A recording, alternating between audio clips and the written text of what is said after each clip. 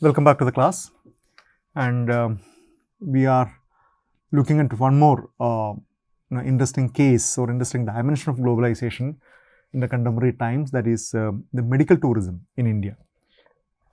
And you would agree with me that medical tourism really represents yet another facet of globalization, because globalization, we understand it as a process through which people, material, finance, technology, they travel across the borders. There are transnational movements, and we know that the movement of people as, say, laborers or tourists or refugees have been an important an integral element of globalization process.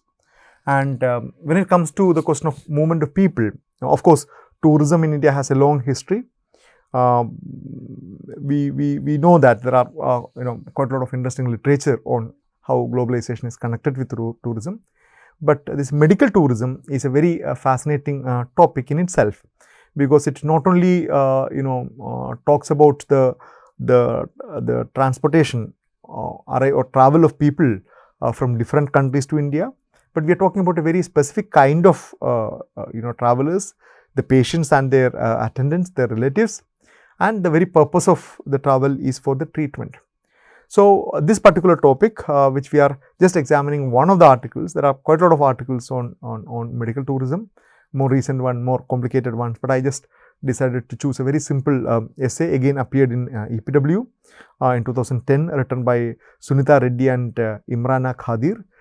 It's titled Medical Tourism in India, Progress or Predicament, because this really raises a lot of questions about the kind of medical system that we have, medical facilities that we have, and is it an initiative that needs to be accepted and encouraged, or is it something that we need to be really skeptical about it, because there seems to be an all-out approach by both the state as well as huge corporate hospitals to welcome patients from other countries. And so it raises a lot of questions. Of course, one of the very important facets of globalization, that patients from nearby countries or far off countries, from Middle East, from Asian countries, from South Asian countries, are finding or coming to India, seeking medical help, and then spending huge amount of money here and then going back. And this really represents a very interesting phase of globalization. So let's see what are the things. So one is the globalization of health and treatment facilities. If you try to connect, if you connect globalization with that of health facilities, health and treatment facilities, it has a very interesting dimension in itself, because globalization has really played a very important role in the globalization of health technologies and treatment facilities across the globe, because the equipments, the innovations, the new techniques, new treatment protocols, all these things have become globalized. If you go to some of the best hospitals across the globe, there is a high degree of standardization of equipment, standardization of medical procedures, medical protocols, pharmacological insight. So there's a globalization of medical systems. I'm talking about the modern medical systems. At the same time, there's also very interesting arguments about how certain indigenous medicines, like say Chinese medicine or Indian medicine, Ayurveda, or various different kind of medical traditions have gone global. Okay, so there's a very interesting dimension about a set of discussion topics and debates and discussions about globalization and health systems and other things. But this what we are looking at is the whole question of people moving into coming to and then going back to another country, basically for getting health services. So the polarization of healthcare provisions and health outcomes in relation to social, economic and geographical marginalization. So here we are talking about questions of marginalization, because it's not a very while it's been romanticized, it's been advertised that people are coming from other countries and then staying in and then taking treatment in some of the best hospitals in our country.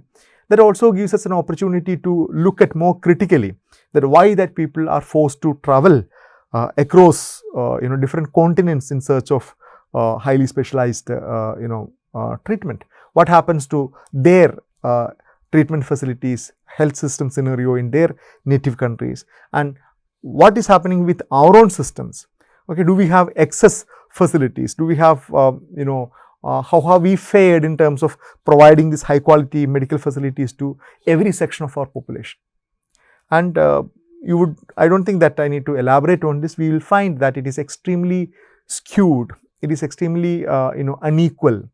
We know education, health are the two most important sectors where the state is supposed to invest heavily, and sadly we see that these two sectors are heavily tilted towards the people with the resources, and as nation we have or as a modern democratic state we have failed miserably to a large extent in terms of providing quality education and quality health to every member of our community.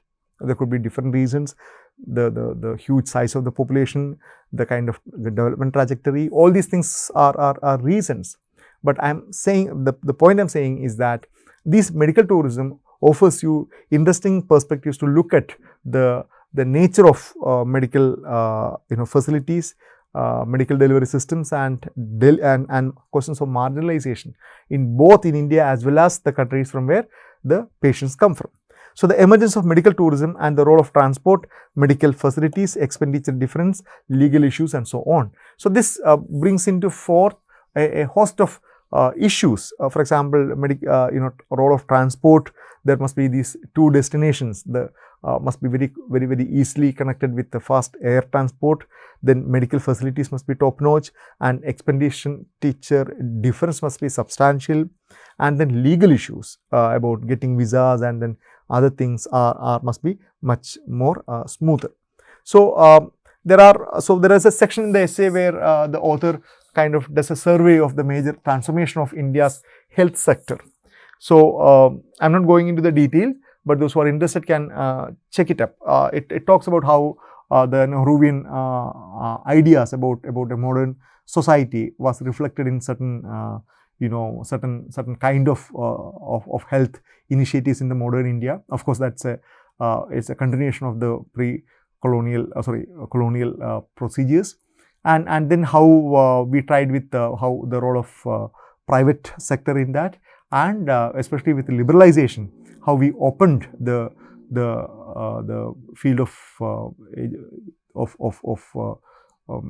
medicine and then public health, and then public actors, private actors were encouraged to come in a big way. So, a complete separation of service for the poor and those for the better off, and the rich was rationalized. So, unlike many other developed countries, here we took it for granted that the rich can afford or rich can get the best of the facilities, while the poor will not get that kind of a quality health facilities. And while it looks very discriminatory, we have accepted it. We have somehow accepted the fact that a person can get differential health treatment depending upon his or her economic scenario, economic background, and we have kind of condoned the role of state. And we know that that's not how various developed countries work, through various forms, whether it is through insurance or state welfareism. It's different thing. While the former got healthcare from the peripheral institutions, paramedical workers and the village-based volunteers, others had access to high-tech institutions. The poor, of course, quite often their choices are limited, their possibilities are limited. They would restrict themselves to the most immediate, the affordable ones. The nature of care for the poor itself changed from the comprehensive to primary level care. This liberated public sector tertiary care institutions to make profits through medical tourism and other forms of PPPs. PPPs is private public partnership, and charging for services. In the process, health service became an instrument for market expansion and financial gains rather than welfare. So, why some of our tertiary public institutions started focusing more on niche areas, on highly advanced treatment facilities, treatment techniques. Why the majority of the poor were forced to look treatment in the primary or other kind of basic level health facilities, and medical tourism was a product of this process. So there's a historical reason why that India was able to produce these top-notch private hospitals as well as public hospitals, which now cater to that of medical tourism in a big way.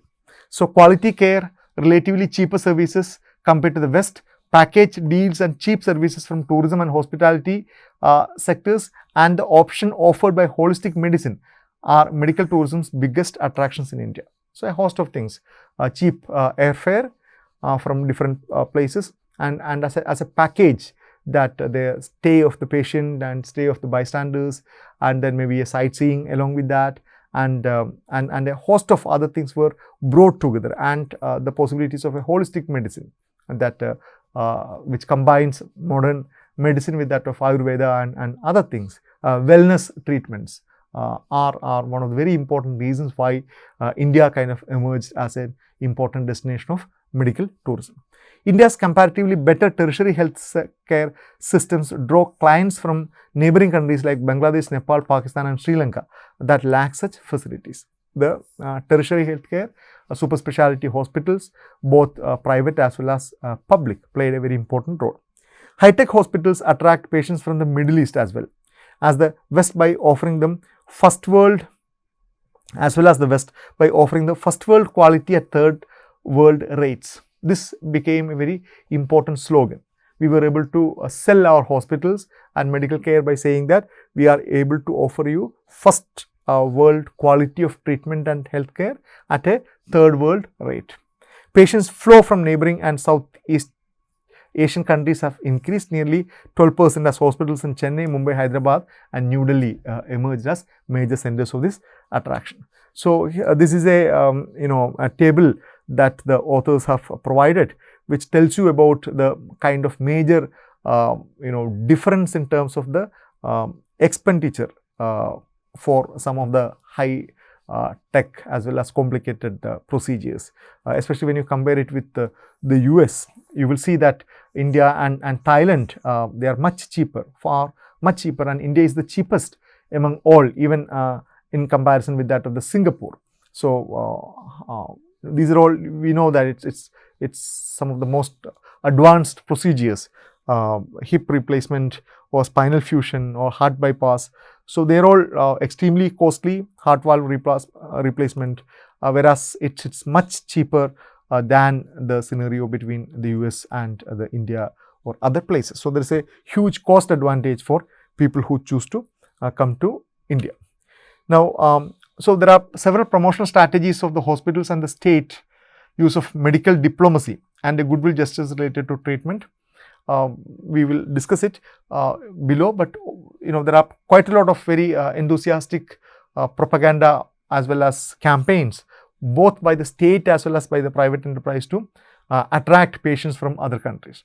And there are instances of medical diplomacy where, for example, a Pakistani child who is ailing from some serious ailment which doesn't have any cure or doesn't have any treatment in Pakistan is often allowed to be flown in and to Indian hospital, and then here the treatment is done successfully and the child is sent back. So similar kind of gestures are not only important in terms of strengthening the diplomatic ties, but it's also are widely used as occasions for advertising the facilities that we have, that we are able to do such complicated heart replacement or lens replacement or quite a lot of complicated surgeries have been, our doctors have kind of mastered that. And there are very collaborative efforts from PPP again in the private public partnership model with supportive sectors such as airlines and hotels. So there is it is provided as a package to the patients who are seeking such kind of services. And then medical visas have been eased. The government has relaxed quite a lot of rules regarding the question of getting this medical visas, and then upgrading certification and accreditation by national and international agencies. There are quite a lot of hospitals have really ramped up their facilities, getting some of the state of the art equipments, operation theatres and the best doctors, and then try to get an international accreditation. There are different international accreditation bodies that certifies the quality of different hospitals. So there is a very qualitative improvement among major hospitals in terms of their equipments and then expertise, abilities, facilities and other stuff. And there are medical exhibitions and conferences. So the top management of the hospitals, they go out for international collaborations, meetings and conferences and exhibitions, exhibit their hospital basically to market it. And these are something which were kind of very unheard of some time back, because even advertising a hospital was seen as unethical some time back. Advertising a doctor was seen as unethical some time back, but things have become quite normal. Now, also setting up national level bodies among top hospitals as a form of consortium, so that they have better bargaining powers and other stuff.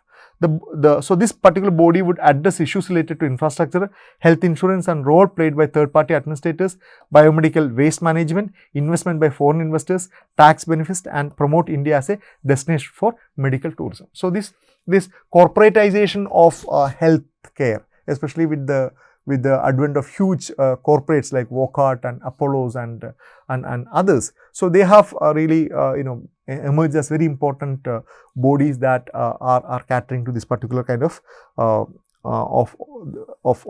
sector, and they forge very strong international linkages as well. Now, the question that the scholars want to ask: is it a win-win situation for all concerned? So should we be really happy with the fact that India is able to attract so many medical tourists, and then they are giving us huge money in terms of foreign capital, they are spending money here, we are able to make use of that. So is it a win-win situation for all concerned? Is it something that which we can support in all earnestness? Now, the obvious contradiction between a vast uncared for majority and an unethical focus on profits through medical tourism. One of the major critical questions that we raise, or we need to raise, is that the scenario of healthcare in India is extremely distorted, is extremely unequal, with vast number of people unable to get proper treatment. And they are unable to get proper treatment.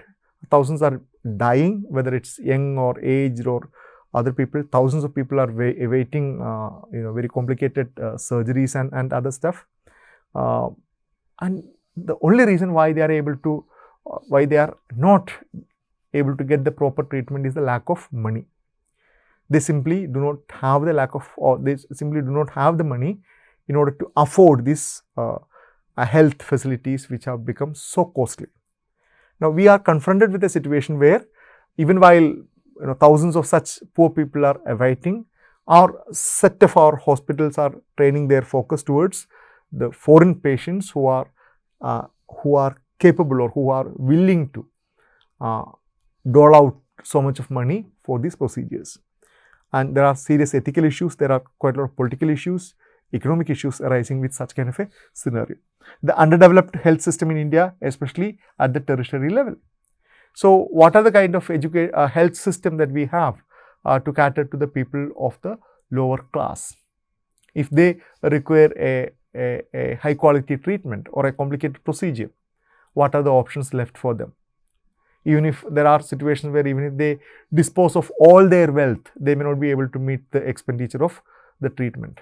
So, what are the ways in which we are focusing on that? Or have we sorted out all those issues before we kind of celebrate this India's foray into this question, into the medical tourism? Medical tourism caters to the disease of the rich. Hence, the services these institutions promote are not necessarily in accordance with the epidemiological priorities in the country. Only the upper crust gains through this skewed priority of service structure. So, we know that for example, epidemiology, a study about epidemics, is hardly an attractive field in our medical system. There are very few doctors who would really want to study, want to specialize in epidemiology. Why? Because it's less romantic, it's less glamorous, it's less profitable. Nobody really cares about it because it's about the masses. Whereas there's a huge rush to become an oncologist and a neurologist, a cardiologist, because that is where the money lies. And here as well, our hospitals are investing huge amount of money into some of the most advanced and most complicated procedures which might be relevant to very few people.